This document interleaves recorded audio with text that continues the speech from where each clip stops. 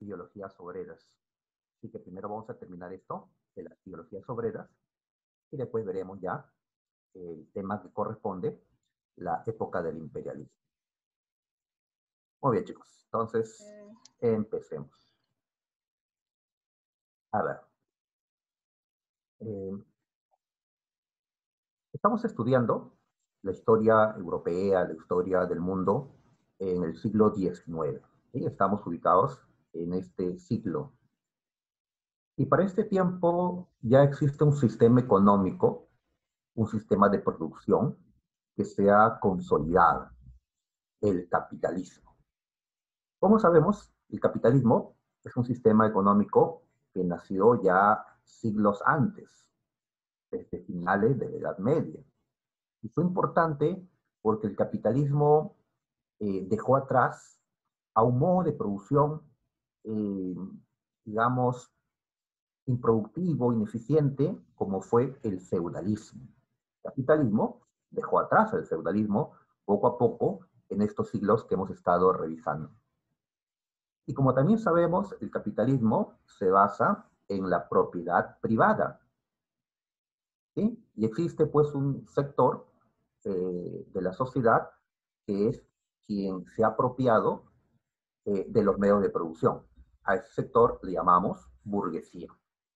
Así que la burguesía es la clase capitalista, la clase que promueve el sistema capitalista y ellos son pues los principales beneficiarios porque son los dueños de los medios de producción. Y cuando hablo de los medios de producción me refiero pues a las máquinas, ¿no? A toda la fábrica, todo, ¿no? Aquello que va a servir para la producción de los bienes. Decíamos también que con el maquinismo, durante la revolución industrial, el capitalismo logró generar mucha riqueza, logró producir en cantidad bienes, y estos se vieron abaratados gracias pues a esta gran producción a través de las máquinas. Sin embargo, a pesar que el capitalismo para el siglo XIX ha generado pues tanta riqueza, esa riqueza no fue aprovechada, no fue distribuida entre todos. No, la burguesía pues va a ser la gran beneficiada de esta gran riqueza. Y la clase obrera o el proletariado, en este siglo XIX sobre todo, pues presentaba una vida bastante dura, duras condiciones de trabajo, como ya hemos indicado anteriormente. Ellos tenían una jornada diaria de 14, 15 o hasta 16 horas, una jornada diaria. Y recibían pues salarios muy bajos para tantas horas trabajando para el capitalista. Esto también recordamos se debió al aumento demográfico.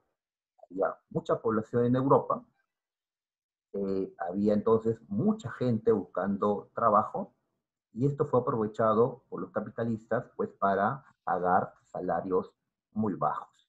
Y como en ese tiempo el Estado todavía no daba una legislación social, el Estado no estaba, eh, pues, digamos, planteando leyes, aprobando normas para defender a este sector, pues, digamos, débil en la relación laboral, los obreros, pues, entonces, en el siglo XIX lo que encontramos es que el sistema capitalista había generado, pues, un nuevo sistema de explotación. Por supuesto, no todos eran explotados, había quienes ganaban, digamos, lo justo, pero la mayoría no. Peor era con las mujeres y los niños, porque a mujeres y a niños se les pagaba menos de la mitad de lo que le pagaban al varón obrero, ¿no? Entonces, el capitalismo tiene su lado positivo, por supuesto, en la historia ha cumplido su papel, la burguesía, ¿no? Ha cumplido su tarea, ¿no? De eliminar el viejo régimen, ¿sí? Pero el capitalismo y la burguesía lo que han hecho es generar, pues, otra sociedad de clases y otra forma de explotación. Así lo van a ver hombres como Marx, ¿sí? Engels y otros que van a denunciar, pues, las injusticias sociales dentro del sistema capitalista. Entonces, en este siglo XIX van a surgir ideologías que van a justamente ver ese problema del trabajador, ¿ya?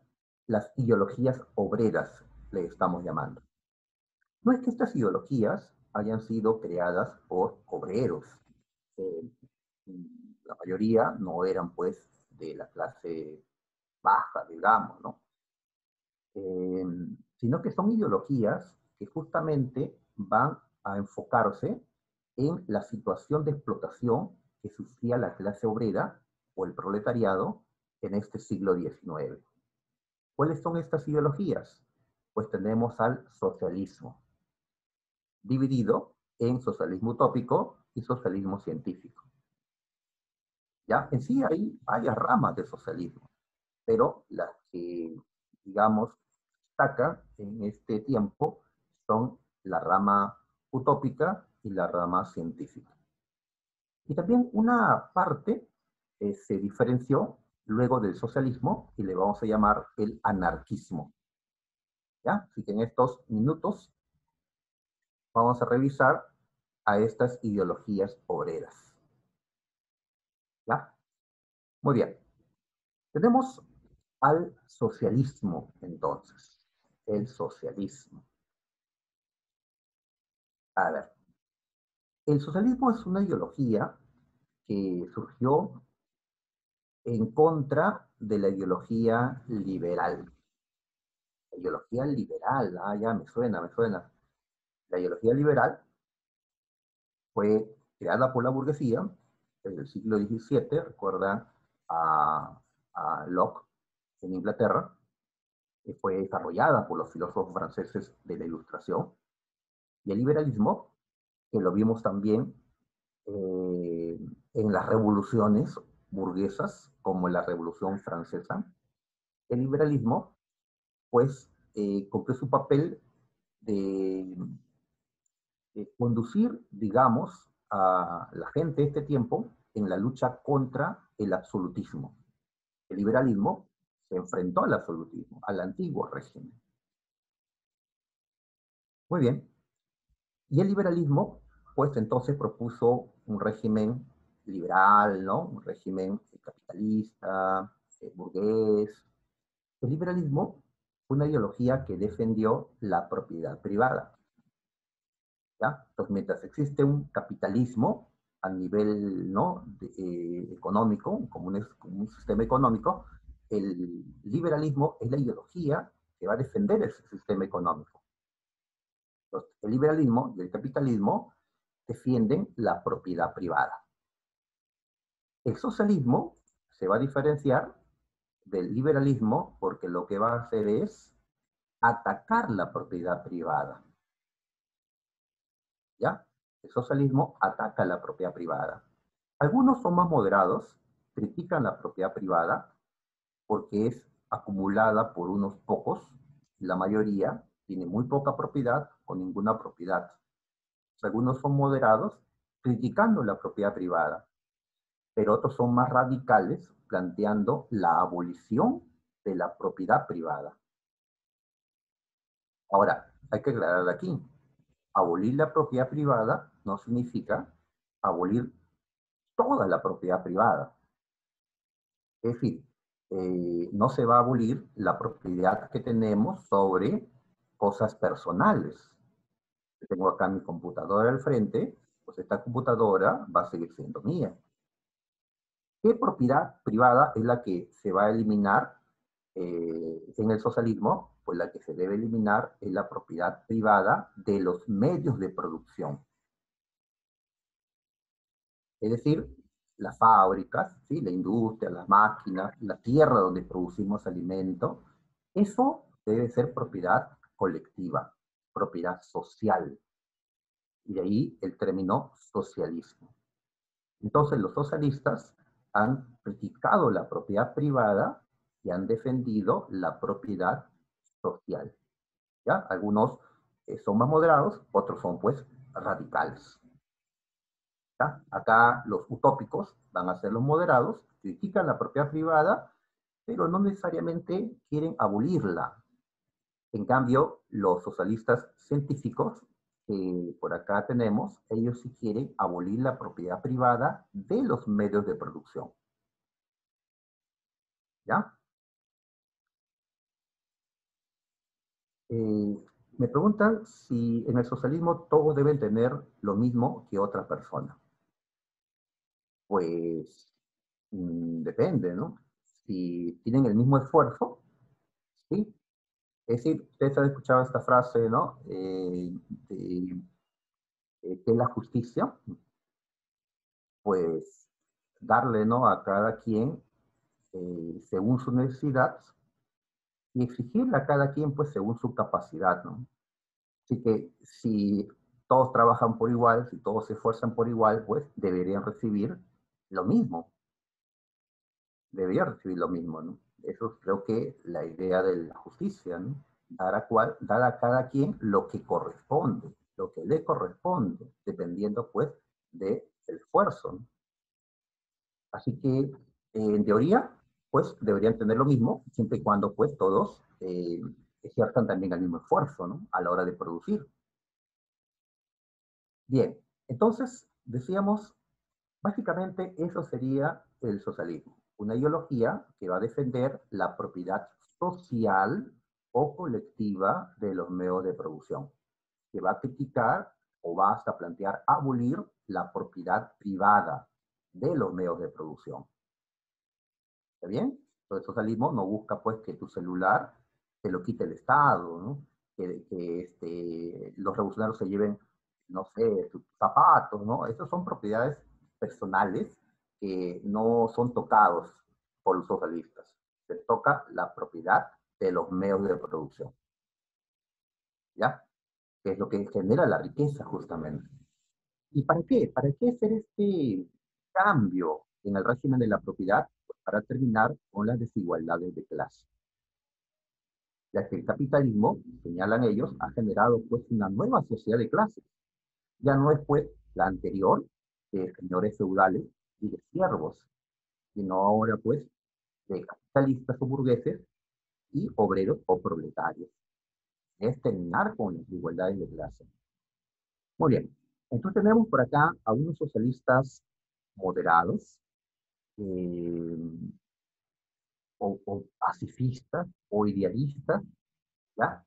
Le han llamado utópicos, los socialistas utópicos, ¿ya? Para diferenciarlo del socialismo científico que vemos allí, ¿ya? A ver, entonces, el socialismo utópico es un tipo de socialismo que va a buscar la transformación social, que va a buscar terminar con esta explotación de la clase obrera.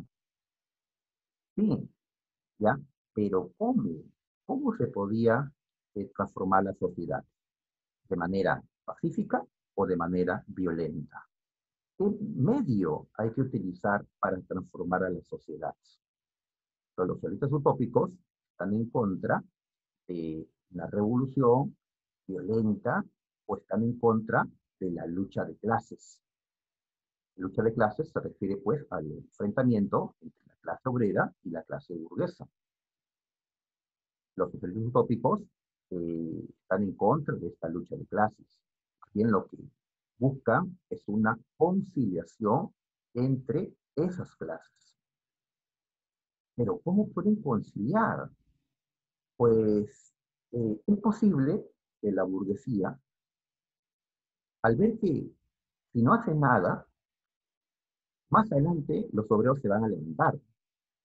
Y es necesario que la burguesía entienda que tiene que compartir la riqueza. ¿Sí? Esa riqueza que juntos crean, pues tiene que ser repartido de una manera más justa. Así que el socialismo utópico va a recurrir al altruismo, a la generosidad de la burguesía.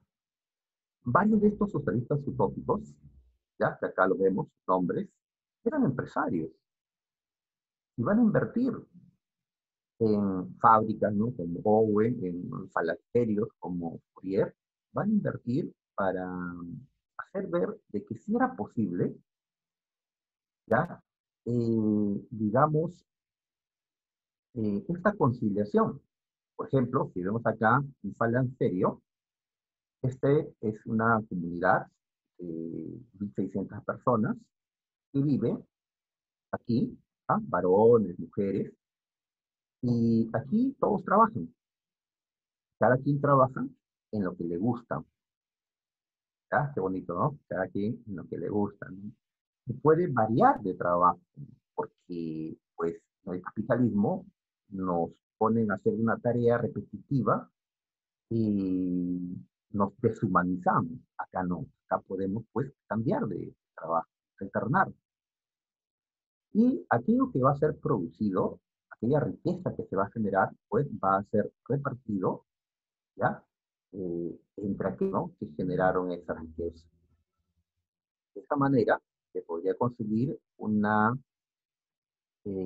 comunidad pues armoniosa en la que no se ve este enfrentamiento de clases. ¿Ya? A ver, están preguntando si esto se da durante la segunda revolución industrial.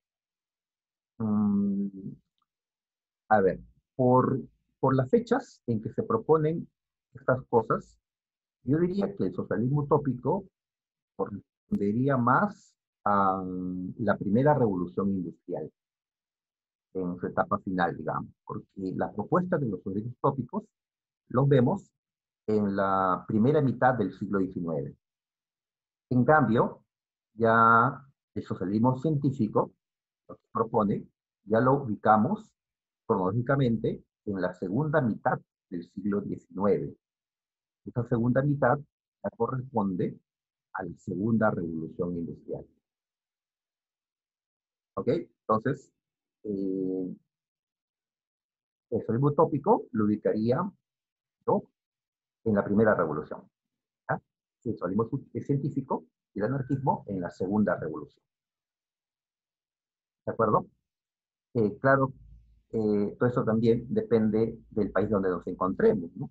Si estamos en un país muy desarrollado, ya han empezado la segunda revolución, en cambio otros todavía no lo han iniciado, ¿no? Depende del tiempo.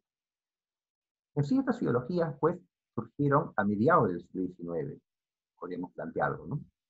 1800, pues, 30, 40, 50, lo vemos, pues, en ese contexto.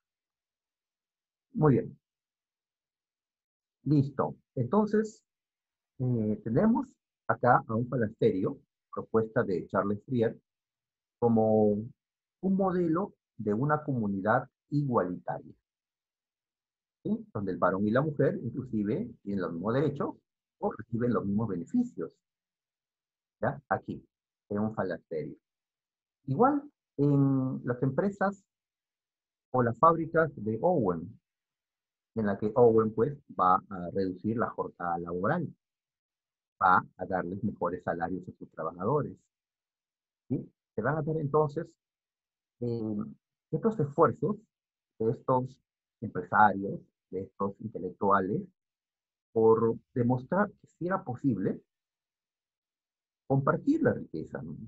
Que la burguesía, si es altruista con los obreros, se podría crear una sociedad pues mejor, ¿no?, donde todo sea justicia social y seamos felices. Tomándolo así, qué bonito el socialismo utópico. Yo ya sería parte también de este planteamiento, ¿no? Qué bonito, ¿no? Que todo avance eh, sin violencia, ¿no? Sin embargo, ¿qué pasó? Pues, por más que Owen hizo eso, otros empresarios no lo siguieron. Inclusive, su industria terminó fracasando en los Estados Unidos. Los falanterios también fue una experiencia en algunos lugares de Europa y América, pero no fue continuada por otros empresarios. Fueron experiencias aisladas que el resto de la burguesía no lo tomó en cuenta.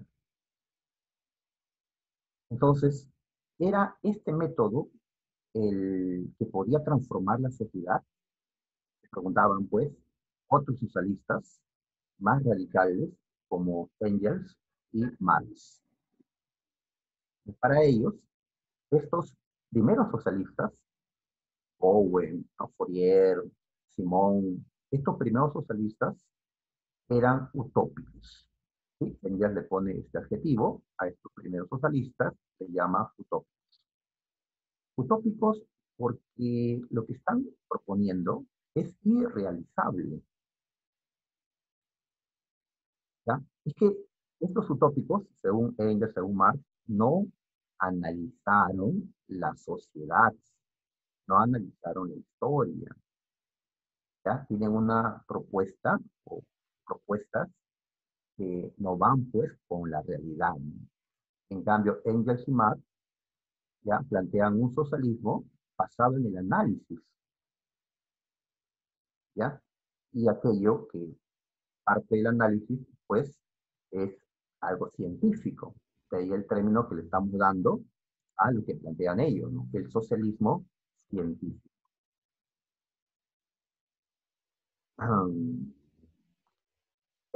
Allá, bueno, me están preguntando sobre el falansterio. En sí, el falansterio se dedica a la agricultura fundamentalmente. La industria es algo secundario. Y como esto se va a realizar en las zonas rurales, pues mayormente la población se va a dedicar a tareas agrícolas. Bien, entonces decíamos que este otro socialismo, estamos llamando científico, porque parte de un análisis para entender cómo funciona la sociedad o cómo se ha desarrollado la historia. A ver, por acá podemos observar algo que nosotros ya sabemos, ya hemos estudiado, ¿no? ¿Qué es esto? Pues aquí están los modos de producción. ¿Sí? ¿Qué son los modos de producción? Decíamos, son las formas en que la sociedad se ha organizado para producir los bienes que necesita. ¿Ah? El capitalismo es un modo de producción en este esquema de los marxistas. ¿Ya? Pero antes del capitalismo existieron otros modos de producción. La comunidad primitiva, el esclavismo, el feudalismo. Y en cada modo de producción había una contradicción fundamental, una contradicción social fundamental. Bueno, en la comunidad primitiva la contradicción era del hombre con la naturaleza, ya que entre hombres no había luchas debido a que no existían en tiempo de la comunidad primitiva clases sociales. ¿Por qué no había clases sociales? Porque lo poco que tenían era compartido, es decir, la propiedad era colectiva en tiempos de la comunidad primitiva. Pero a finales de esta comunidad primitiva, en tiempos de la revolución neolítica, ¿recuerdan? Surgió la propiedad privada de los medios de producción, es decir, de la tierra, ¿no? Bien, de las herramientas, etcétera. Entonces, con el surgimiento de la propiedad privada, ¿ya? Dice Marx, empezó el clasismo, empezó la sociedad de clases. Aquellos que acumularon más propiedad y aquellos que no. ¿Ya? Y una primera organización clasista fue el esclavismo, en el cual pues vimos una contradicción social, el amo y el esclavo, ¿no? Entonces, los esclavos, ya en contra de la situación que sufrían, ya lucharon contra sus amos para liberarse. Entonces, ¿qué se vio en tiempo del esclavismo? Lucha de clases. Y esa lucha de clases generó la caída del esclavismo, que será reemplazada en tiempos de la Edad Media por el feudalismo. El feudalismo supera el esclavismo. En el feudalismo, los hombres que antes eran esclavos, ahora son siervos. Es decir, tienen libertad, pero una libertad limitada debido a que al no tener tierras propias, viven en las tierras de otro, de un señor feudal. Entonces, en el feudalismo se vio pues otro tipo de relación, el señor feudal y el siervo. Pero acá también al señor feudal explotó el siervo. ¿Sí? ¿Recuerdan la corvea? Tenían que trabajar gratuitamente en las tierras del señor feudal, no había salario porque esto no es capitalismo, no, esto es feudalismo. Eh, muy bien. ¿Ah? Entonces los siervos lucharon contra los feudales, en contra de este sistema de explotación que había surgido. Acá en el feudalismo vemos también lucha de clases. Muy bien, el feudalismo fue desplazado por el capitalismo, en la edad moderna, en la contemporánea en que nos encontramos. Y en el capitalismo vemos pues a una burguesía y a un proletariado, ¿ya? Pero como la burguesía, la propietaria, los medios de producción, y el proletariado no, ¿ya? Tiene que trabajar largas jornadas, como hemos dicho, se da otra relación de explotación, la explotación del trabajo asalariado. Entonces, ¿esto que genera? Una nueva, ¿no?, lucha de clases. Entonces, lo que Marx nos explica es que en la historia, desde que surgió la propiedad privada, desde que surgieron las clases sociales, pues ha existido lucha de clases. Y que gracias a esa lucha de clases es que la historia, ¿no?, se ha ido moviendo. Las sociedades han ido transformándose a través de la lucha de clases. Si el esclavo no se hubiera sublevado contra los amos o los siervos contra los feudales, pues se mantendrían esas estructuras. Entonces, para Marx, la historia es la historia de la lucha de clases. ¿Está? Por acá estamos anotando eso. Ajá, así es. Dice que la lucha de clases es el motor de la historia. El socialismo científico defiende la lucha de clases entre la clase obrera y la clase burguesa en este siglo XIX, ¿no?, y siguientes. Entonces, la transformación social tiene que darse a través de la lucha de clases. Es lo que diferencia al socialismo científico del socialismo utópico, que se opuso a esa lucha de clases.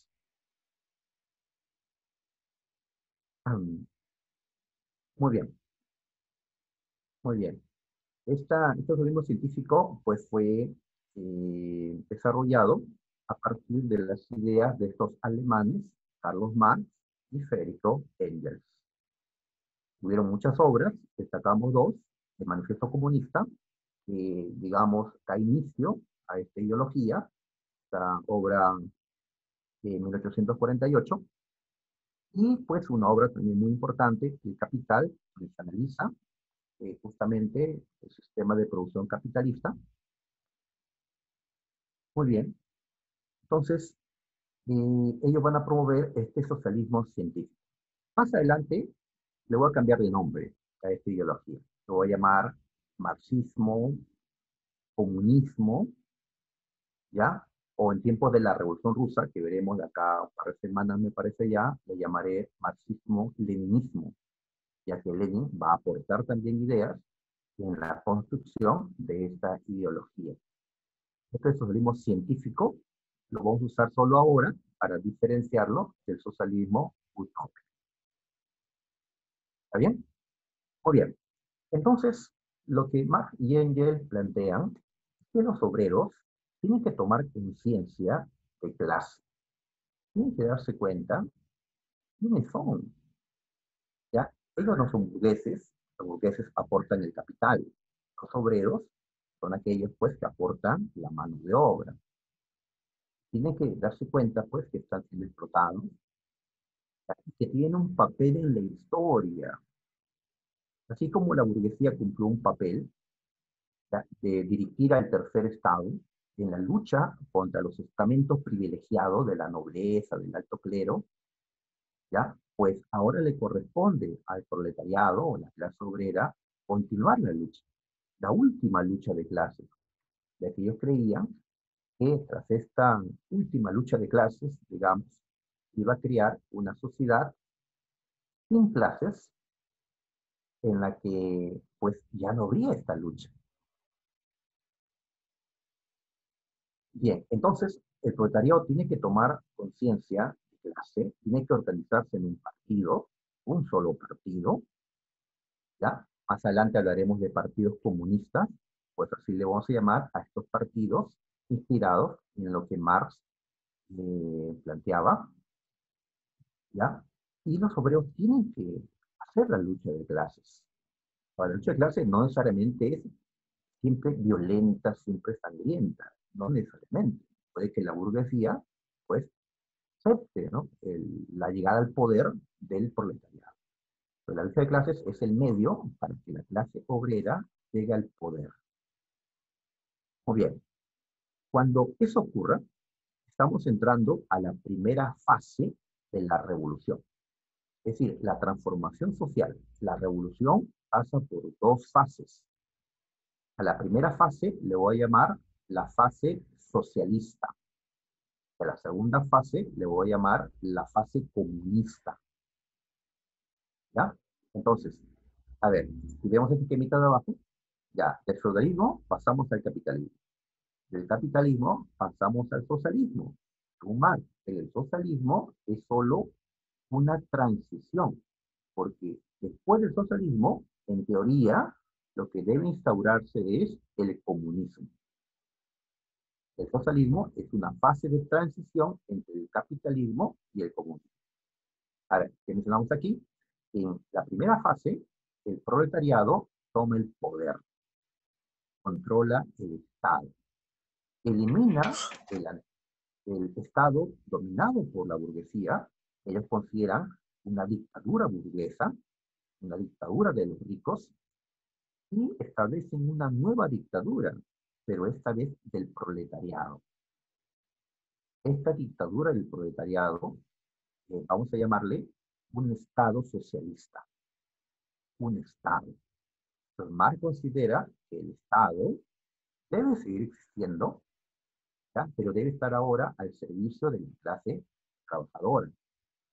Y que en este Estado socialista, ¿cuál es la medida fundamental que tiene que tomarse? Pues la abolición de la propiedad privada de los medios de producción. Lo que era privado tiene que ser socializado. ¿Sí? Es decir, ahora debe pertenecer a toda la colectividad. Como todos somos el Estado, entonces los medios de producción tienen que ser de propiedad estatal. El Estado es necesario en esta primera fase de la transformación. ¿Ya? Pero ya en la segunda fase, como se ha eliminado la propiedad privada, van a desaparecer las clases sociales. Ya no habrán clases sociales. Y cuando no existan las clases sociales, ya no va a ser necesario el Estado. El Estado va a desaparecer porque ya no hay clases sociales, ya que para la ideología, el Estado es un aparato de poder que crea la clase dominante para someter a la clase pues dominada. Pero si ya no hay clases sociales, ya no hay Estado. En esta segunda fase, el Estado desaparece. Ya no hay dictadura del proletariado. No hay propiedad, no hay clases, no hay Estado. Y a eso le llamamos comunismo. Una sociedad comunista es aquella que no tiene clases, no tiene Estado. Es, digamos, el objetivo último de esta ideología, alcanzar el comunismo. Y aquellos que comparten esta idea, le podemos llamar también comunistas, entonces. Comunistas. ¿Está bien? Muy bien. Entonces, ya recuerden, del capitalismo pasamos al socialismo, la dictadura del proletariado, que es una etapa de transición. Y después viene el comunismo. ¿Ya? Ahí están. Listo. Entonces, pero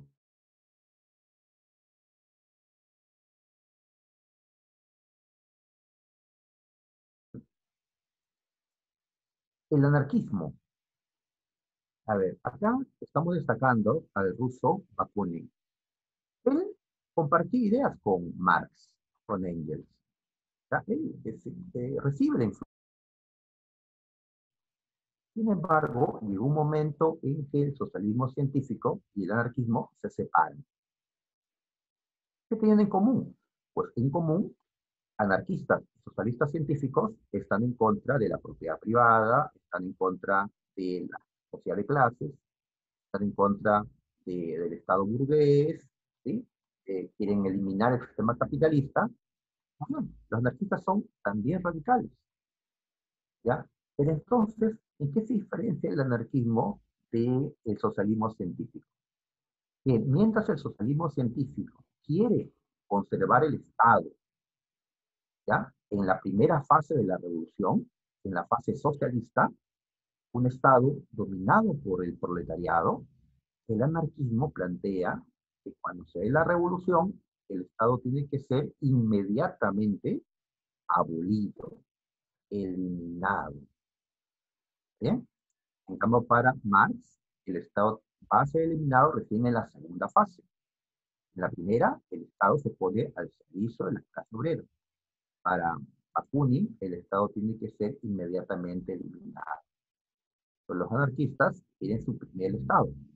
¿Ya? Ni monarquía, ni república, ni dictadura, ni democracia, ni rey, ni presidente, ningún poder del Estado, ¿no? Ejecutivo, legislativo, toda forma de gobierno o autoridad tiene que ser eliminada. ¿Ya? Y acá hemos visto casos como estas, ni Dios, ¿ya? Porque consideran que la Iglesia Católica ejerce también pues opresión al negarnos nuestra libertad de pensamiento, ni Dios, ni patria. Patria porque ya, si no hay Estado, no podemos hablar ya de un Perú, de un Chile, de un Brasil, ¿no? Ya no hay Estados, ¿sí? Ya no hay Estados, ya no hay esas fronteras, ya no hay ejército, ya no hay esas cosas. Ni Dios, ni patria, ni rey, ni amo. ¿No? Y esta A, pues, que representa no a los Vengadores, sino a los anarquistas. Ok, muy bien, ¿ya? Entonces, ¿qué diferencia entre los anarquistas y los socialistas científicos? Que los anarquistas quieren eliminar el Estado de manera inmediata, ¿ya? En cambio, el socialismo científico defiende la dictadura del proletariado. Los anarquistas están en contra de la dictadura del proletariado. Según Bakunin, no es que en el anarquismo haya un desorden completo, ¿no? Al contrario, creen que va a haber orden. Un orden, tiene que haber libertad, ¿ya? Eh, Más bien ellos consideran que el culpable de todo lo que ocurre es el Estado, está bajo control de un grupo. No, ¿ya? Entonces la población se organiza en, digamos, colectivos pequeños, ¿ya? Pero no existe pues un Estado organizado como nosotros lo vemos, ¿ya? No sé, um, he visto series de zombies donde la humanidad ha caído y no hay Estado, ¿no? No hay Estado, no hay gobernantes, no hay quien, ¿no? Va a cumplir las leyes, no hay policía, no hay nada de eso, ¿no? ¿Y qué hacen los sobrevivientes? Se organizan en pequeñas comunidades, ¿sí? Y tratan, pues, ¿no? De organizarse. Y lo que todos tienen que trabajar, y bueno, pues, todos tienen que beneficiarse de ese trabajo. Ah, sí, pues es complicado eh, pensar, ¿no? ¿Cómo sería si el Estado desaparece? ¿No? Que el Estado nos ha acompañado desde cuando, desde la revolución neolítica, cuando surge el Estado, ¿no? Estamos hablando pues hace 10.000 años. Pero el hombre cuando era primitivo no conocía el Estado, ¿no? Bien, ¿y por qué no un Estado obrero? ¿Por qué no la dictadura del proletariado que Marx y Engels defendían? Pues por acá dice, tomad al revolucionario más radical. ¿Ya? Imagínate, el obrero, ya que tiene principios revolucionarios, cree en la igualdad, no cree en la justicia, siéntenlo en el trono de Rusia y denle el poder. Y antes de un año, dice Bakunin, ese obrero era peor que el propio zar. El zar es el emperador de Rusia, ¿no? Es decir, si a un obrero ya lo colocamos en el poder lo va a terminar corrompiendo y va a convertirse en otro opresor más. Por eso nadie debe tomar el poder. Para Bakunin, todos se corrompen cuando llegan al poder. No ahora que estamos fuera del poder, sino cuando llegamos al poder. Claro, para los anarquistas, el Estado es el enemigo, ¿no? La expresión de todas las injusticias pues, que existen. El Estado, ¿no? Muy bien. Entonces, de esta manera, estamos terminando esta parte que quedó pendiente, ¿ya? Y también quedó pendiente, recuerdo, unas últimas preguntas del boletín anterior. ¿Ah? Ya hemos contestado la segunda revolución industrial. Faltan las preguntas de ideologías obreras. A ver, entonces nos ubicamos en el material anterior, ¿ah? La pregunta 6. A ver, le preocupaba la explotación, la miseria, que podrían ser todos los personajes que hemos mencionado. Ah, trató de paliar esa explotación a través de la creación de colectividades voluntarias, llamados falansterios, allá los falansterios. ¿Quién había iniciado estos falansterios? Pues el francés Charles Fourier, correcto.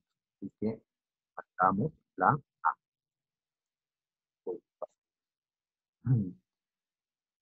Ya marcamos la A entonces. ¿Ya?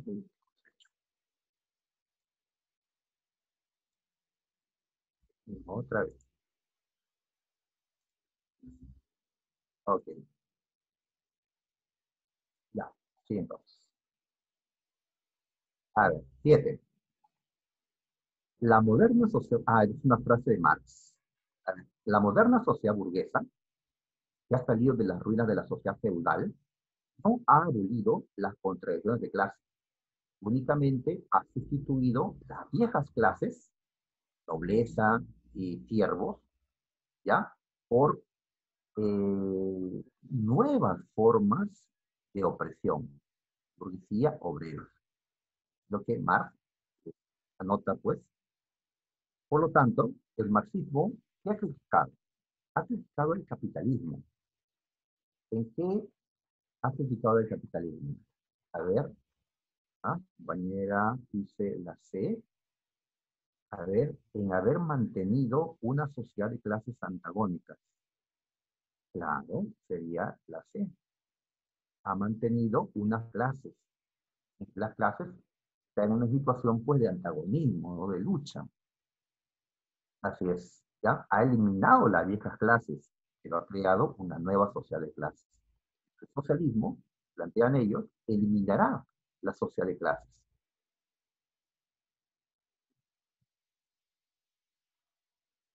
Obviamente los liberales o los burgueses van a estar en contra de todas estas propuestas, del socialismo utópico, del socialismo científico, del anarquismo. Ellos defienden la propiedad privada. A todos estos han criticado la propiedad privada. En la 8, nuevamente Marx. A ver, lo que nos preguntan es, dice, ¿podemos afirmar que el marxismo sostenía que el Estado, como hemos entendido el tema, vamos a irnos a la respuesta, ya que pues ya podemos deducirlo. A ver, para Marx, el Estado, a ver, me están diciendo la C, debía ser eliminado posteriormente junto con las clases sociales. Ujú, claro, así es. El Estado, al inicio, debe existir un Estado socialista. Después, ya será eliminado. Cuando ya esté eliminado, hablamos del comunismo. ¿Ya? En cambio, los anarquistas plantean la eliminación inmediata. Los liberales plantean un Estado democrático liberal. ¿Sí? A los liberales el Estado debe existir, ¿no? pequeño o algo grande, es otro debate, pero debe existir. Muy bien, sigamos. En la 8 a ver, otro párrafo, esta vez de Bakunin. De Bakunin. A ver, ¿qué está diciendo, no? Los anarquistas defienden la igualdad, defienden la libertad, la propiedad colectiva. Acá Bakunin está diferenciando entre, dice, los comunistas autoritarios. ¿Quién le llama comunistas autoritarios? A los marxistas, los que siguen a Marx, a Engels. ¿Por qué autoritarios? Porque plantean una dictadura del proletariado. ¿Ya? Pues Bakunin, a ver, Bakunin se refiere a Marx. Dice, a ver, ellos, los socialistas científicos, afirman que solamente la dictadura del proletariado, puede crear la voluntad del pueblo. Nosotros, los anarquistas, le respondemos a los socialistas científicos. Ninguna dictadura, sea la dictadura del proletariado, puede tener otro objeto que el de perpetuarse en el poder. Um, a ver, ustedes conocen la historia de Rusia. Rusia se volvió un estado socialista en tiempos de Lenin, 1917. ¿Ya? Muy bien, después vino Stalin. Stalin buscó perpetuarse en el poder, estableció una dictadura, ¿ya?, socialista en la Unión Soviética. Tal vez estaba viendo en el futuro, ¿no?, a Stalin, Bakunin, cuando hablaba de esto. Así que, ¿qué expresa Bakunin en estas líneas? Su oposición, así es, la ve, a la dictadura del proletariado. En la 10, para terminar, a ver, con esto, vamos a relacionar. El nacionalismo tendía los intereses nacionales, no una clase, sino a toda la nación. Entonces, el nacionalismo, pues, lo ubicamos con la B, dice, defiende la congruencia entre unidad nacional y política. Es decir, una nación tiene que constituirse en un Estado. Bien, el anarquismo exige la abolición inmediata del Estado, socialismo utópico, defiende el bienestar común, pero sin llegar a la lucha de clases. Todo esto, a ver, me están escribiendo que la D, ¿sí? La D, seguros. El liberalismo busca la libertad individual, claro. Entonces sería la D. Correcto. Muy bien, entonces tenemos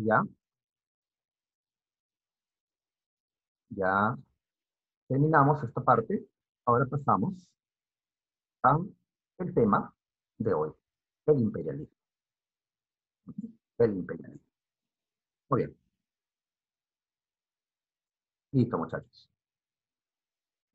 ¿Por qué he colocado esta imagen? ¿Por qué ya en los libros, en los documentales, yo colocan esta imagen? ¿Ah? Parece un pulpo, ¿sí? Porque tiene muchos tentáculos colocados en distintos lugares. ¿Por qué representa la imagen que está acá? Pues un país imperial, un imperio colonial. ¿Ya? En este caso, ¿qué imperio? El de Inglaterra. ¿Por qué colocamos al imperio inglés? Porque en el tiempo que estamos estudiando, siglo XIX, fue Inglaterra el Estado que logró, pues, someter, ¿no?, dominar eh, casi, casi la cuarta parte del planeta, ¿no? Así es, en un tiempo conocido como la era victoriana. Ajá, correcto. Tal vez debieron colocar acá la cara de la reina Victoria, que, ¿no?, reinaba en ese tiempo en Inglaterra, ¿no? Pero han colocado, pues, el rostro de un burgués, y este rostro siempre lo vemos, pues, el sombrero de copa, cuando vemos a Inglaterra. Ahí están. ¿Sus tentáculos dónde están? En la India, Canadá, Jamaica, Irlanda, Chipre, la Colonia del Cabo, Egipto, el canal de Suez, ¿ya? Que hacía, que dice por acá, Malta, Australia, ¿ya? Eh, etcétera, ¿no? Etcétera. Faltan brazos porque tenía decenas de colonias esta Inglaterra, allá en el siglo XIX. Pero Inglaterra no era el único estado que tenía colonias. Francia, Alemania, Estados Unidos, Japón, Italia, etcétera, también lo tenían. Habían diversos imperios coloniales y cada uno quería crecer, tener más tentáculos, dominar más territorios. Entraron en pugna. ¿Por qué controla más territorios? Porque las colonias eran el futuro, ya que ahí hay materias primas, mercados, mano de obra, para asegurar el desarrollo capitalista. Entonces, este siglo XIX, vamos a llamarle la época del imperialismo. ¿Por qué motivo? Porque en este tiempo las potencias se van a disputar la ampliación de sus imperios coloniales. Cada potencia va a querer pues ensanchar sus dominios. ¿Dónde? En África, en Asia, en Oceanía e inclusive en partes de América. A pesar que América se había independizado, ¿sí? Las 13 colonias en el siglo XVIII, las colonias hispanoamericanas en el siglo XIX, de todas maneras, fueron intentos de volver a dominarnos. O había zonas en América que todavía estaban pues a merced de las potencias. Muy bien, ¿ya? ¿A qué época nos estamos refiriendo? A ver, por acá vemos las fechas. 1871. Pongo entre signos de interrogación porque los autores no están de acuerdo, ¿ya? Para indicar pues en qué momento empieza esta época liberal. ¿No? Puede ser 10, 20 años antes, 10 años después, ¿ya? Muy bien, en la pre colocan 1871, así que estoy tomando ese dato. ¿Y qué pasa en 1871, por cierto? ¿Qué ocurrió en ese año? ¿Recuerdan la última clase? La penúltima, creo. En 1871 nació un gran estado europeo que va a ser protagonista de las guerras mundiales que veremos la semana que viene. ¿Qué estado me refiero? Ajá, me refiero a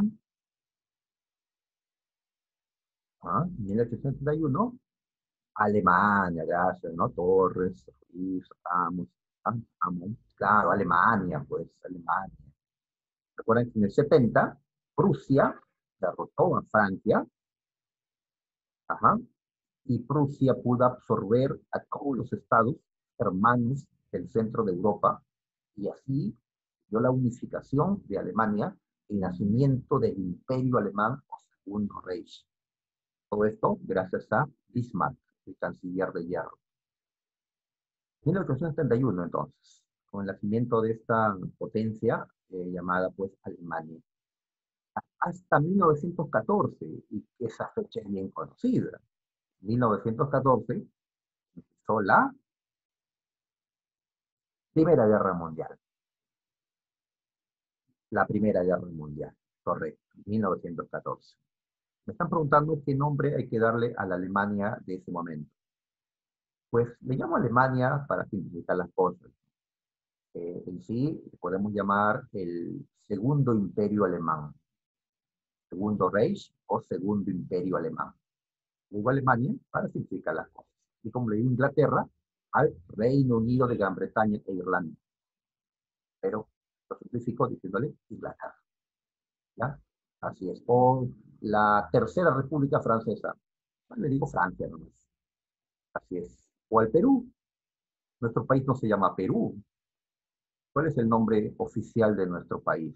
No es Perú, es la República del Perú. La República del Perú, pero decimos Perú. Ah, así es, ¿no? Hasta ahora el árbitro, ¿no? El árbitro. Bueno, listo. Entonces, en este tiempo, las potencias están ya dominando cada vez más territorios. En África, en Oceanía, en Asia. más territorios. Están entonces ampliando sus imperios coloniales, pero esa ampliación, ¿ya? Eh, Van a tener, pues, encontrones, digamos, las potencias, ¿ya? Sin embargo, sabrán, digamos, superar esas diferencias, pero más adelante, ya para 1914, cuando ya prácticamente todo estaba dominado por una u otra potencia, y ya no quedaban más zonas que dominar, ¿qué les quedó a las potencias entonces? Quitarse entre ellos las colonias. Y cuando eso ocurra, cuando Alemania quiera arrebatarle sus colonias a Francia o a Inglaterra, pues va a empezar en 1914 la Primera Guerra Mundial. Muy bien. Ahora, si ustedes ven las fechas también, podrán decir, profe, estas fechas no son de la Segunda Revolución Industrial. Mm, sí, así es. Sí, yo creo que puse 1860, pero no habría inconvenientes en colocar 1831 para hablar de la Segunda Revolución Industrial. Entonces, prácticamente coinciden la época del imperialismo con la Segunda Revolución Industrial, con lo que llamaremos la próxima semana la paz armada. Solo que en cada nombre que le damos a esta época nos centramos en algo distinto, ¿no? Segunda Revolución Industrial, nos centramos pues, ¿no? en las innovaciones tecnológicas, las industrias. Época del imperialismo, nos centramos en las colonias, en las guerras ¿no? colonialistas. Hace nada nos centramos pues en la carrera armamentista, pero todo corresponde a la misma época, ¿ya? Todo antes de la Primera Guerra Mundial. Muy bien, en esta época se produjo, dice, un neocolonialismo. Neo significa nuevo. ¿Y por qué hablamos de un neocolonialismo? Para diferenciar este colonialismo del siglo XIX y principios del XX con el colonialismo del siglo XV y XVI. Claro, recordamos que en el siglo XV y XVI, España, Portugal, pero también Inglaterra, Francia y otros, lograron crear imperios coloniales. Sobre todo España, ¿no? Que tuvo un gran imperio aquí en América. Ese fue el primer colonialismo, la primera expansión europea. Pero ya España, para ese tiempo, va a perder todo su viejo imperio, Portugal también. Entonces ahora hablamos ya de nuevos imperios, ¿sí? De un nuevo colonialismo, donde los protagonistas ya no son España y Portugal. Los protagonistas ahora son, sobre todo, Inglaterra y Francia. Inglaterra, ¿no? Principalmente. ¿Ya? Entonces, el neocolonialismo para diferenciarlo del colonialismo de la edad moderna. El neocolonialismo es de la edad contemporánea, del 19 a 20. ¿Qué es el imperialismo? Estamos dando dos conceptos. Una doctrina que defiende el dominio de un Estado sobre otros Estados. Ese Estado se convierte pues en un imperio colonial al tener bajo su control, sea total o parcial, a otros Estados. ¿Está bien? Entonces, tenemos un significado de imperialismo como una doctrina, ¿ya? Que promueve el dominio de un Estado sobre otros. ¿Ya? Ese Estado que domina, le vamos a llamar la metrópoli, y a los Estados dominados, las colonias. Pero tenemos también otro concepto de imperialismo, y lo tomamos de Lenin. Lenin fue el líder de la Revolución Rusa de octubre de 1917. Él fue un marxista leninista. Entonces, él tiene otro concepto de qué es el imperialismo. El imperialismo es una fase del capitalismo, una fase del desarrollo del capitalismo. La fase monopolista. ¿Qué es esto? Fase monopolista. A ver, um, hemos dicho que esto es segunda revolución industrial, ¿ya? A ver, en la primera revolución no había todavía grandes industrias. ¿Por qué no? porque los burgueses invirtieron sus capitales familiares y abrieron pues fábricas, ¿no? Sus negocios, ¿ya? Habían entonces diversas empresas, diversas industrias que competían entre sí en el mercado. Entonces, en tiempos de la primera revolución industrial, podemos hablar de un capitalismo de libre mercado, de libre concurrencia. Pero ya para la segunda revolución industrial, para este tiempo del imperialismo, estos pequeños capitales ahora se han juntado la concentración del capital, el gran capital, capital industrial, el capital financiero, perdón, el capital bancario, se han unido en un capital financiero, ahora es un gran capital que va a ser invertido en una gran industria. Estas grandes industrias, estas grandes empresas van a buscar el control monopólico del mercado. Entonces, por eso se habla de una fase monopolista del capitalismo para diferenciarlo de la fase de libre mercado del capitalismo en el contexto de la primera revolución industrial. Pero no se haya perdido con lo que estoy acá hablando, creo que no. O podemos ver que el capitalismo fue distinto a lo largo de la historia. Hemos hablado de un capitalismo mercantil, tiempo de la Edad Moderna, centrado, ¿no?, en el comercio, con las colonias, en la minería, en la acumulación de metal precioso. Luego un capitalismo industrial, gracias pues al surgimiento del maquinismo en Inglaterra durante la primera revolución industrial, y ahora, en tiempos de la segunda revolución en adelante, un capitalismo imperial, centrado pues en la conquista de colonias para acapararnos los mercados, materias primas. Entonces, podemos decir que el capitalismo pasó por tres fases: la fase mercantil, la fase industrial y la fase imperial. ¿Qué vendría a ser el imperialismo? La fase superior, ¿sí?, del capitalismo. Así que cuando diga imperialismo, me puedo estar refiriendo a la doctrina o a la fase del desarrollo capitalista. ¿Ya? Y en el contexto, pues uno entiende, se está refiriendo a las ideas. No, no, está refiriendo al capitalismo monopolista. Ya en el contexto, nos damos cuenta, pues, qué significado le estamos dando al término. Ok, ¿por qué? ¿Por qué las potencias buscaron colonia? ¿Por qué aplicaron políticas imperialistas? ¿Por qué?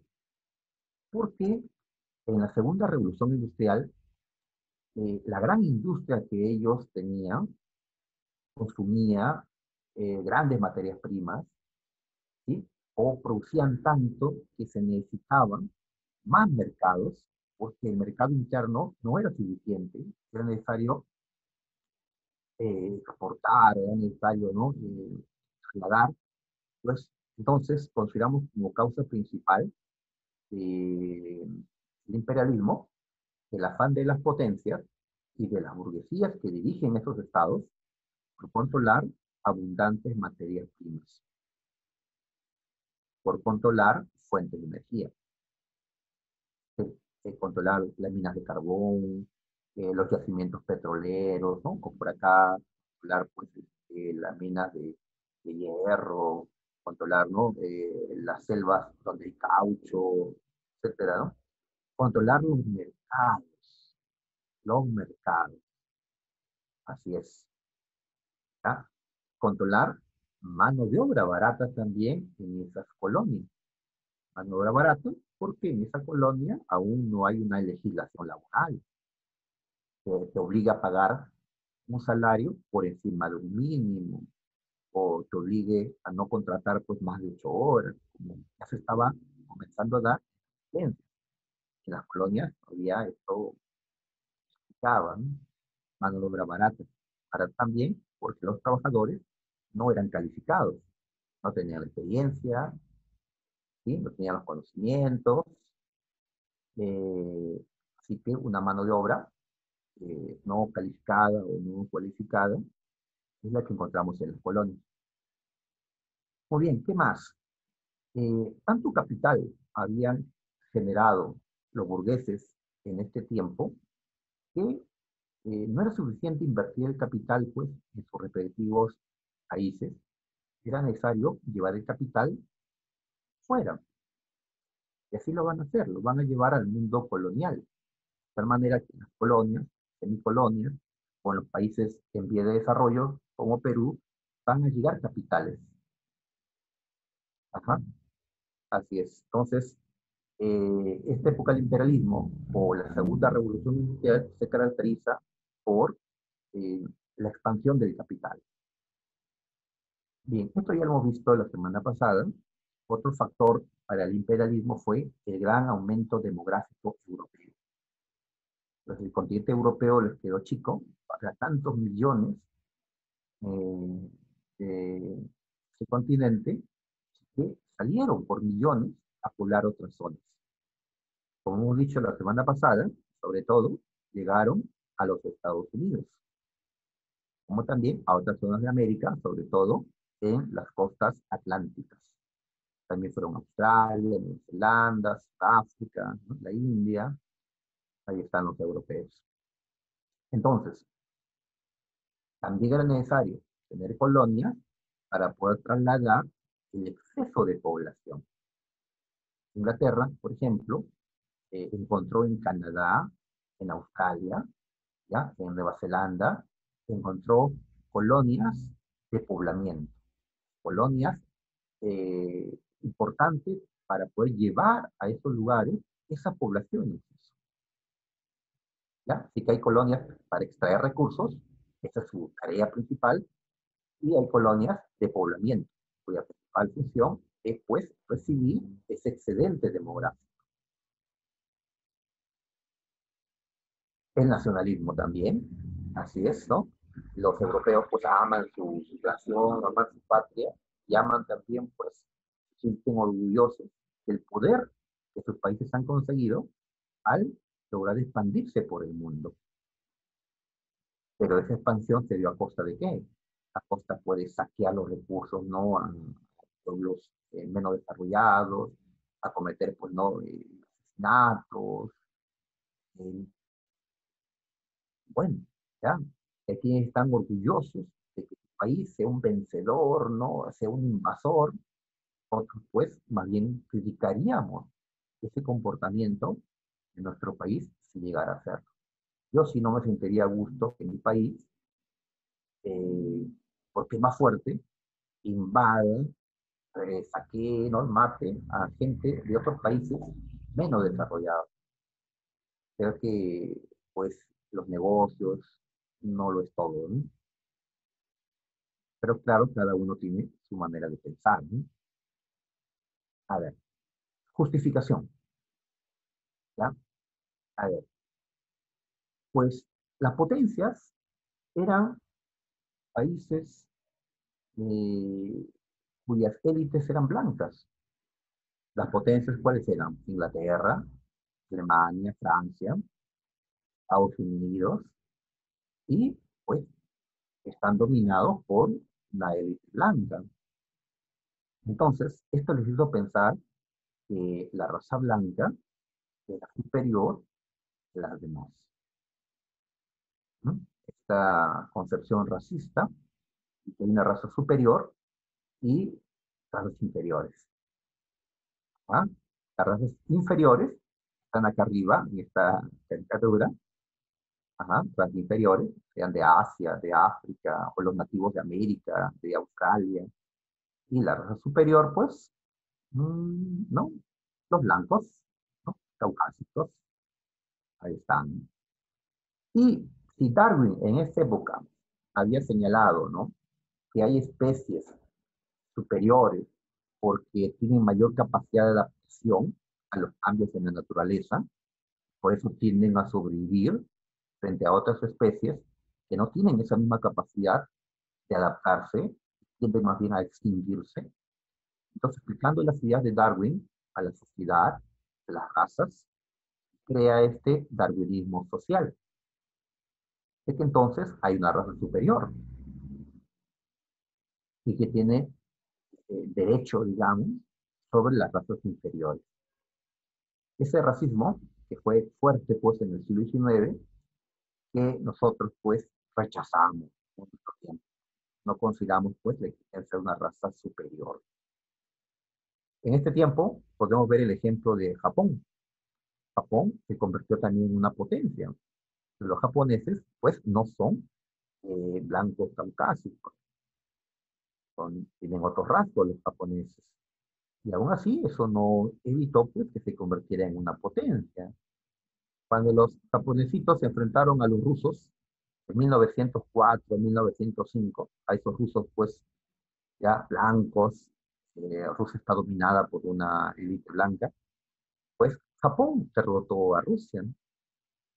En ese tiempo, ¿no? Ya después perdió ante Estados Unidos en la Segunda Guerra Mundial. Ahora, ¿qué nos expresa esta caricatura? ¿Ah?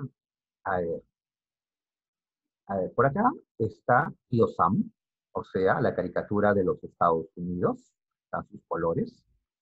Por acá, este es el pulpo de la primera imagen, parece, con su sombrero. Este es Inglaterra, entonces. ¿Ya? Ahí están, ¿no? Los blancos. ¿Y qué están haciendo? Están cargando. A ver, este inglés está cargando a un chino, ahí dice China. Está cargando a un egipcio, acá dice, a un indio, a un zulú, zulú dice, zulú. ¿Sí? El zulú es una tribu en África Central, ahora sí no sé qué dice. Y este norteamericano está cargando a un cubano, a un hawaiano, a un, ¿qué es esto? Un filipino, a un, creo que dice Puerto Rico acá. Ah, ah, muy bien, entonces, ¿qué están haciendo cada uno? Están llevando a esta gente que se encuentran en la barbarie, la ignorancia, la opresión, la superstición, la brutalidad, el canibalismo, la ignorancia otra vez. ¿A dónde lo están llevando? A la civilización. Ahí dice educación, libertad. ¿Ah? ¿Cómo se llama esta caricatura? Se llama, lo he traducido porque si no, no entiendo, la carga del hombre blanco. Lo que decían Inglaterra, Estados Unidos, Francia, etcétera, decían que es nuestro deber, como hombres blancos civilizados, llevar a los pueblos de otras razas que no tienen nuestra civilización y llevarlos ante ellos. Es nuestro deber. ¿Y cómo hacemos esto? Pues entrando a los territorios de estos pueblos. Es necesario entonces colonizar el mundo para llevarlos a la civilización.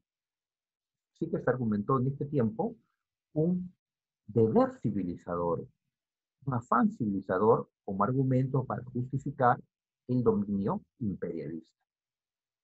Obviamente, eso solamente era una fachada, un pretexto, porque lo que realmente quería eran los recursos de estos pueblos, eran, ¿no?, las materias primas, los mercados que ofrecían Bitcoin. Bien, tenemos a Inglaterra como el estado más imperialista en este tiempo. Y vemos a quien fue su reina en esos años, Victoria de Hanover. Ella tuvo un reinado muy largo, desde 1837, cuando llegó al trono, a los 18 años, hasta 1901, cuando ya falleció abuelita, la reina Victoria. Entonces, a este largo reinado, um, pues se corresponde a la época imperialista que estamos estudiando. Y en estos años, Inglaterra llegó a consolidar un enorme imperio colonial. Y eso le aseguró pues la hegemonía, el liderazgo mundial. Entonces, a este tiempo en que reinó Victoria, le llamamos la era victoriana, y es el periodo de grandeza, de edad de oro de Inglaterra en su historia. Fue su gran momento. Porque ya para 1914, la Primera Guerra Mundial, Inglaterra va a perder la hegemonía. La guerra contra Alemania fue muy dura. Inglaterra pues no mantuvo el liderazgo mundial tras la Primera Guerra Mundial. Así que, cuando ellos quieren recordarnos tiempos de oro, recuerdan la era victoriana. Bien, ahora sabemos que la reina no gobierna, ya que Inglaterra es una monarquía parlamentaria, donde el rey reina, pero no gobierna. Los que gobiernan son los ministros. Así que acá tenemos al primer ministro israelí o al otro, Gladstone, que hubieron más, obviamente, porque el reinado de Victoria fue muy largo. Pero estamos destacando, pues, a los principales. También a los partidos de esta Inglaterra en esos años. Bien, así que ellos van a promover estas políticas imperialistas. Muy bien. Inglaterra se consolidó como primera potencia del mundo durante este tiempo, anterior a la Primera Guerra Mundial. ¿Y por qué? ¿Por qué era la primera potencia del mundo? ¿Porque había innovado más en la industria? No. Quienes habían innovado más en esta época eran Alemania y Estados Unidos. ¿Recuerdas la clase de la Segunda Revolución Industrial? Pero aún así, Inglaterra seguía siendo la primera potencia porque consiguió más colonias que Alemania, que Estados Unidos, que Francia, y que dominó entre la cuarta y la quinta parte del mundo. Y esto le aseguró, pues, su comercio internacional.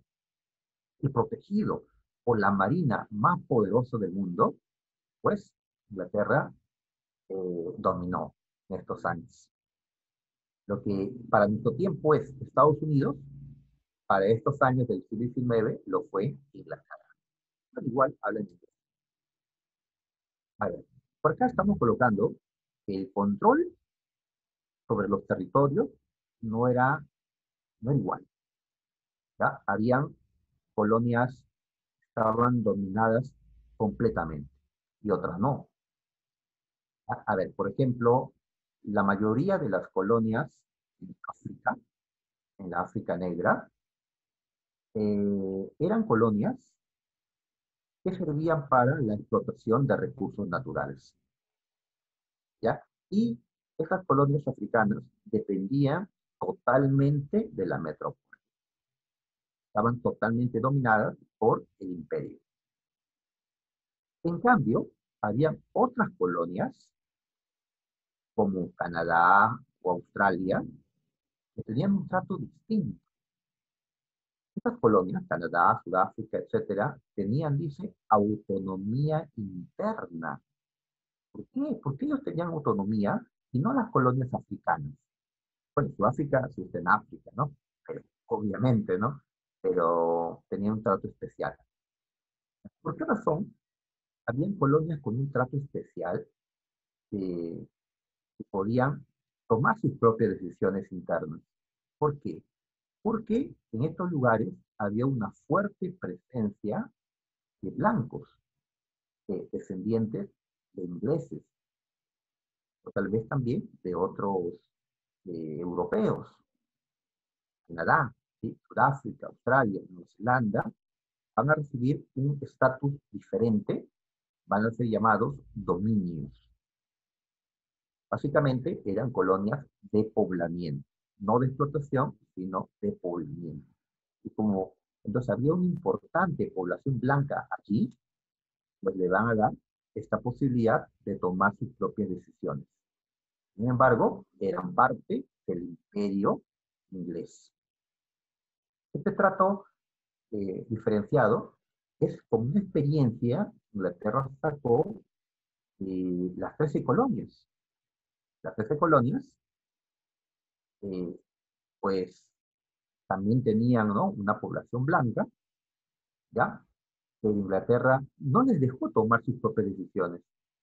Terminaron independizándose, convirtiéndose en los Estados Unidos. Ahora, con esta experiencia, Inglaterra va a ser más flexible en estas colonias, como Canadá o Australia. ¿Está bien? Muy bien. Ahora, habían zonas que parecían independientes. Por ejemplo, Egipto tenía un gobierno egipcio. aparentemente era independiente.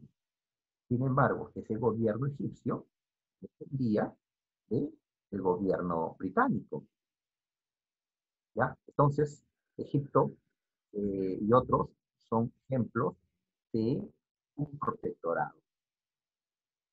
Entonces, la metrópoli ejerce una protección, entre comillas, sobre un Estado aparentemente independiente, una semicolonia, digamos.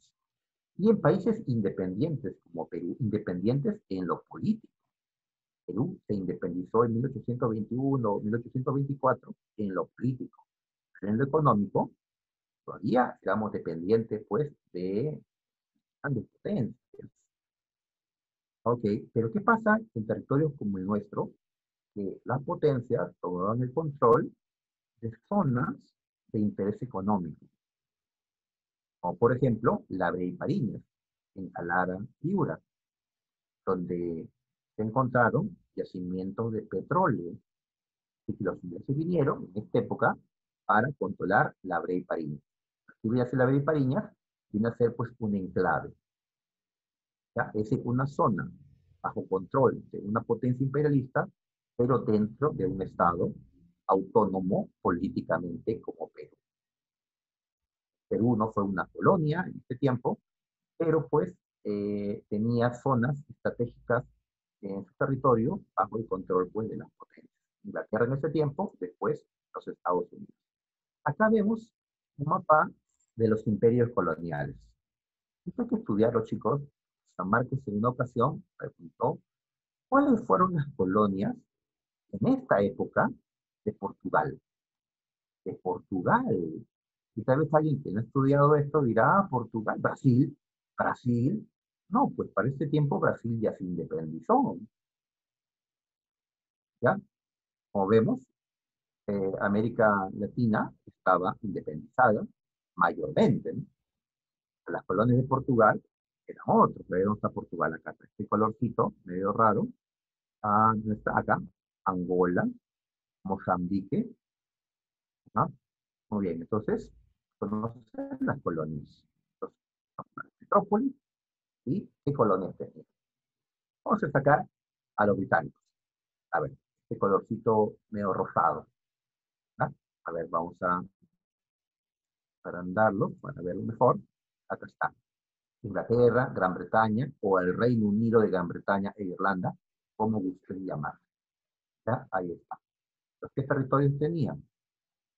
Pues en América, Canadá, enorme Canadá, islas en el Caribe, como Trinidad y Tobago, islas por acá, una Guayana, la Guyana inglesa, ¿se recuerda? Por acá, las islas Falkland o Malvinas, como le decimos nosotros, las Islas Malvinas, que hasta ahora están en poder de los ingleses. En África tenía esos territorios, ¿no? La Unión Sudafricana, Kenia, Sudán, Egipto, Nigeria, etcétera. En Asia tenía la India, que era la joya de la corona inglesa, es decir, la colonia más importante, la India. Ajá. El Perú no tiene ninguna colonia. No, y qué bueno que Perú no tenga, porque Perú no debe ser imperialista, no, tampoco debe ser víctima de los imperialistas, ojo. Es decir, no hay que ir por la calle pegando a los que son más débiles de nosotros, pero tampoco hay que estar que nos peguen, ¿no? En Oceanía, Australia, Nueva Zelanda, ajá, por acá está Hong Kong, que le quitaron a China. Muy bien, entonces, como vemos, el color este rosadito, ¿ya? De los dominios ingleses, están por todos lados, en los 5 continentes. Pues era el más grande imperio de la historia, el imperio británico de este tiempo. El segundo es el de Francia. Francia, un color verde limón, algo así. Francia, ahí está, Francia. Tenía algunas cosas todavía en América, algunas islas, como Martinica en América, una Guayana, hasta ahora conserva. En África es donde Francia tenía sus extensos dominios, ¿ya? Argelia, Marruecos, África Occidental, Madagascar. En África, ¿qué vemos? Miren, los franceses querían unir sus colonias que están al oeste con su colonia, Madagascar, que está al este. Unir sus dominios de oeste a este. ¿Y qué cosa quería Inglaterra en África? Quería eh,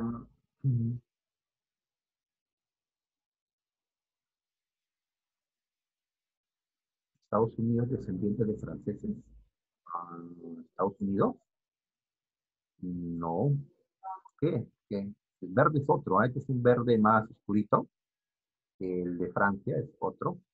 No, los estadounidenses son descendientes originariamente de ingleses, pero a Estados Unidos llegaron de todas partes, un país pues de todas las razas, pero la élite es blanca, ¿no? La élite que domina. Decíamos que Inglaterra lo que quería era unir sus colonias del norte con las del sur. ¿Quién pudo hacerlo? Francia unió sus colonias de oeste a este, o Inglaterra unió sus colonias de norte a sur. Pues en este tiempo, si lo vemos del mapa, ninguno pudo hacerlo. Se metió Alemania, Ganica, ¿sí? Bélgica y otros se metieron en la zona central y no permitió que ninguno conectara sus colonias de manera continua.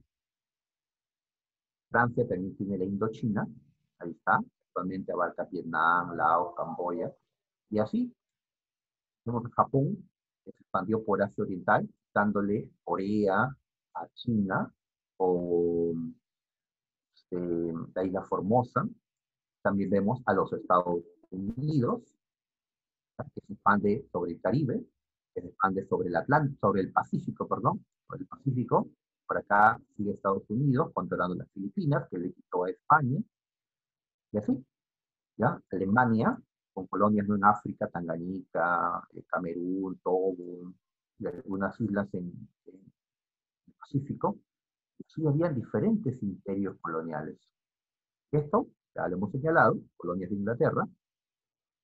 San Marcos preguntó en una ocasión sobre Hobson, este economista británico, y en su obra Imperialismo criticó la política imperialista que su país estaba impulsando, considerando al imperialismo como un inhumano sistema económico, considerando que el imperialismo era promovido por facciones despiadadas de la burguesía. No le importaban, pues, todas esas muertes, robos y violaciones que se cometieron con tal de conseguir, pues, mercados y recursos. Y criticaba, pues, la fachada civilizadora, que no era el afán civilizador, solo era un pretexto. Hobson, como muchos en este grupo, pues criticamos, pues no todo es, ¿no? La prosperidad económica, pues tiene que ir de la mano con principios, con una ética, como Hobson, pues, la guerra del opio, la guerra del opio. A ver, China es un gigante, tiene un mercado enorme, pues Inglaterra quería vender en China, pero los chinos no le compraron. Los chinos cerraron su comercio a los ingleses. No le compraban, pero sí le vendían. China le vendía su porcelana, su seda a los ingleses. Entonces Inglaterra compraba de China, pagaba con su oro, pero los chinos no le compraban a Inglaterra. Entonces ese oro se quedaba en China. Pero era mal para la balanza comercial de los ingleses. Tenemos que vender algo en China, decían los ingleses. Y un producto que lograron vender.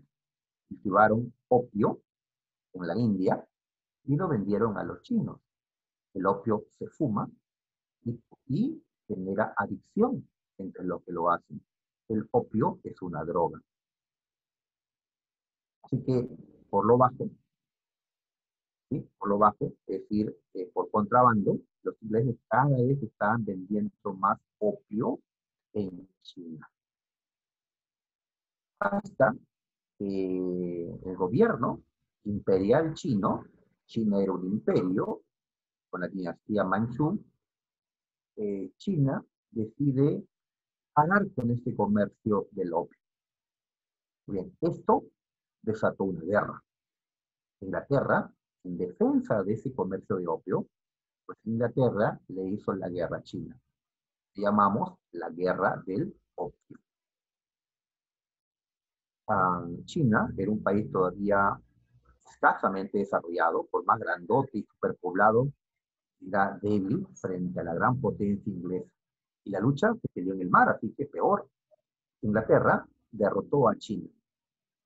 Se firmó el Tratado de Nankín en 1842 y en este tratado China tuvo que entregarle la isla de Hong Kong a Inglaterra por solo 150 años nada más. 150 años que ya se han cumplido, ya Hong Kong no está en manos de Inglaterra en la actualidad. También le entregó el control de 5 de sus puertos, para que desde allí los ingleses puedan meter sus mercancías. Así se firmó un tratado injusto, un tratado desigual, que llaman en la historia, el Tratado de Nankín, por el cual China era golpeado por una potencia imperialista como Inglaterra. Pasaron los años, Inglaterra dijo, pero 5 puertos no son suficientes.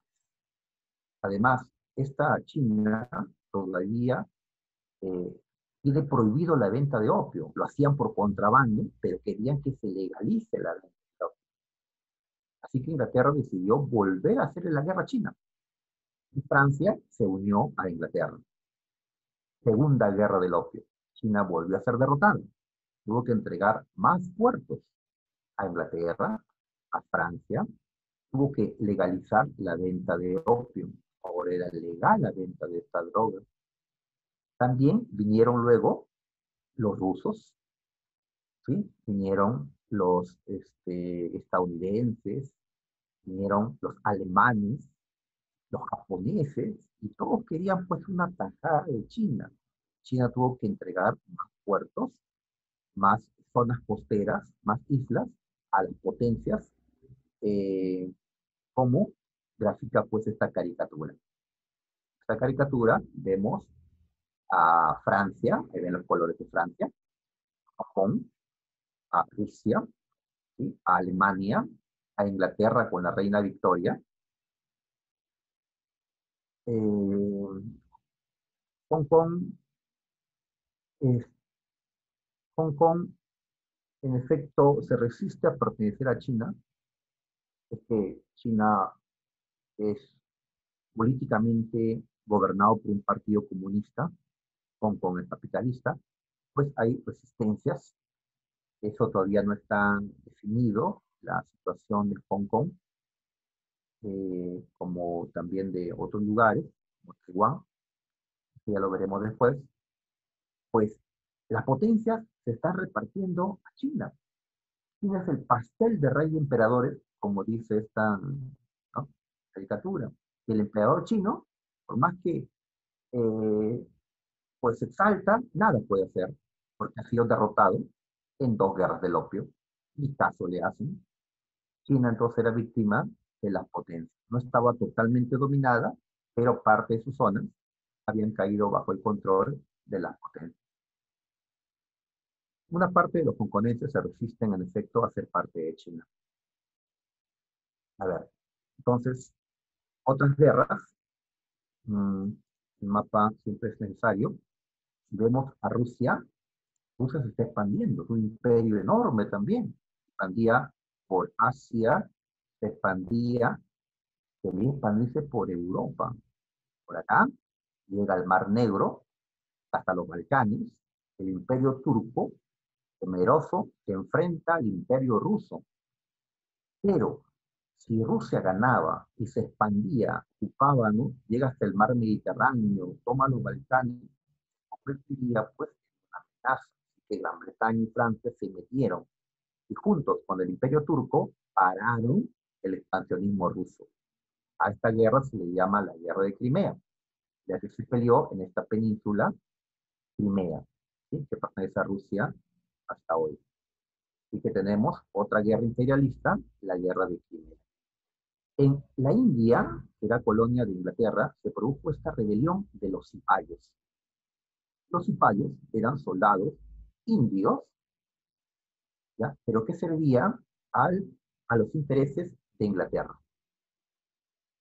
Pero estos se sublevaron, ¿ya? Esto tiene que ver con la anterior guerra, pues Inglaterra estaba peleando en la guerra de Crimea y que los cipayos dijeron, ah, ya, hay que sublevarnos, pero esta sublevación terminó en un fracaso, en un fracaso. De todas maneras, se recuerda la rebelión de los cipayos como la primera guerra de independencia de la India. Fracasó, pero, digamos, es la primera lucha. Algo así como para nosotros sería la rebelión de Tupac Amaru II. El canal de Suez.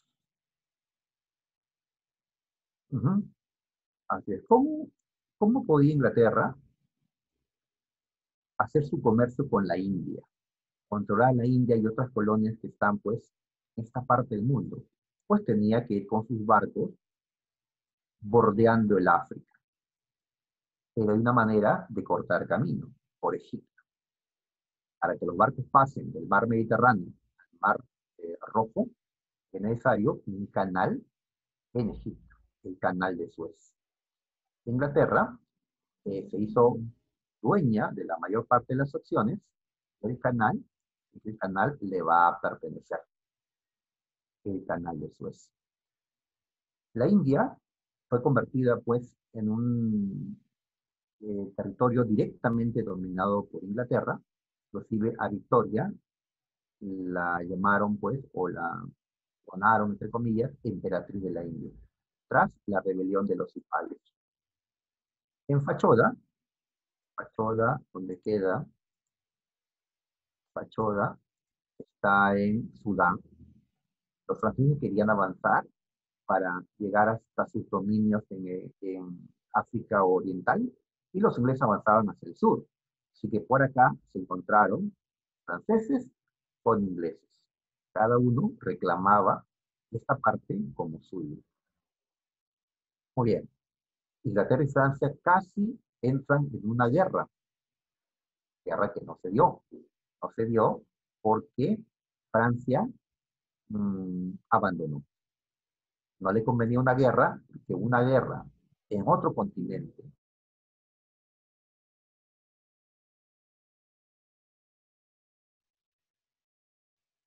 que el dirigente de Fachoda fue un conflicto no bélico entre Francia e Inglaterra. El que hayan podido llegar a un arreglo permitió que más adelante Francia y Gran Bretaña hagan pactos para enfrentar en el futuro a Alemania. En el siglo XX, pues Francia e Inglaterra serán aliados. En las guerras mundiales pelearán juntos. Los viejos enemigos serán pues hermanos en las guerras mundiales. Y así, en China se rebelaron los Boxers, que le llamaron por los golpes de puño que daban los rebeldes chinos, pues, pero los rebeldes Boxer fracasaron. Ellos rechazaban el dominio que China estaba sufriendo frente a los potentes. 8 países sumaron fuerzas para derrotar a los rebeldes chinos. Entre ellos, pues, los que hemos mencionado, Estados Unidos, Inglaterra, Francia, Alemania, Japón, etc. Esto también es un anticipo de la revolución china que se dará en el siglo XX. Otra guerra en la que Inglaterra ganó. Inglaterra derrotó a los Boer o afrikaners, que eran extranjeros descendientes de holandeses en el sur de África. En el sur de África. Es decir, por acá, Inglaterra dominaba el Cabo, pues el Cabo de las Tormentas, por acá. Los Boers migraron a esta zona, Transvaal y Orange, pero como se encontraron minas de oro allí, los ingleses fueron a tomar estos territorios.